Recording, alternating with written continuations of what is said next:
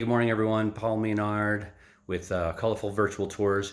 Really quick update on how I'm helping keep you and your clients safe.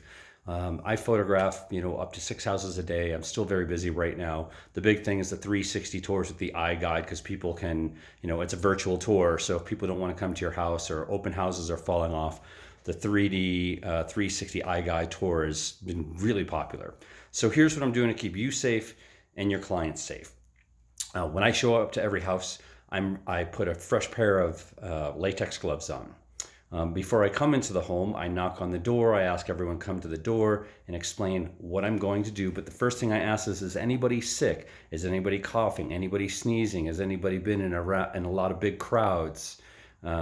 Just because it's important to communicate if anyone is sick. If anyone is sick, including your children, even with a little cold, we have to reschedule. The other thing we're